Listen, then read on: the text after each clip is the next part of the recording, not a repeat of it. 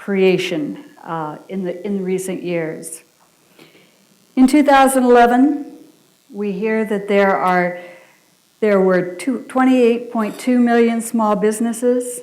That's 20 to 499 employees. And then another 17,700 firms that had over 500 employees in the US. So that's the definition of small business may be larger than some of us think of for small business, but that's the SBA's definition. The SEC Government Business Forum on Small Business Capital Formation is held every fall in Washington. And in his opening remarks on the importance of small businesses at the SEC Forum in September of 2007, then SEC Chairman Christopher Cox commented, "Innovative smaller firms produce 13 times more patents per employee than large firms.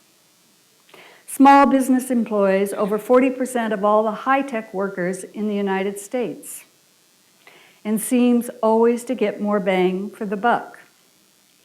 The March 2014 SBA advocacy posting reflects that of high patenting firms, and they define a high patenting firm as one that is filing 15 or more patents in a 4-year period, that small businesses produce 16 times more patents per employee than large patenting firms.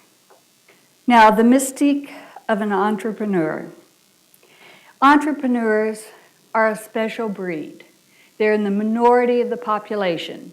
And I've heard statistics that range from 2 to 5% of the population, but absolutely the smallest part of the population that most business categories fall into.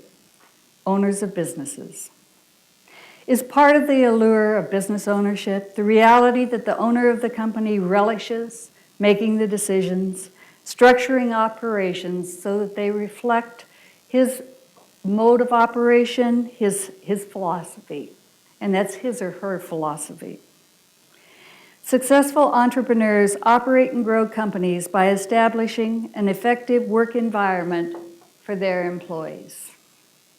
Are there benefits? If so, what are the benefits of owning a company? The Federal Reserve provided the most definitive answer to that question in a 2007 seminar or survey of consumer finances.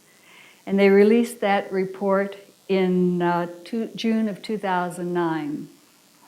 The average net worth of American families headed by a person that is an employee of a firm, for example, not a business owner, was $352,000. The average net worth of American families headed by self-employed persons was $1.96 million, just under $2 million. Is there an advantage? I think we'd agree there is. Now, in talking about how important is the transaction and what are the concerns owners have about bringing their company to market, they have a number of concerns.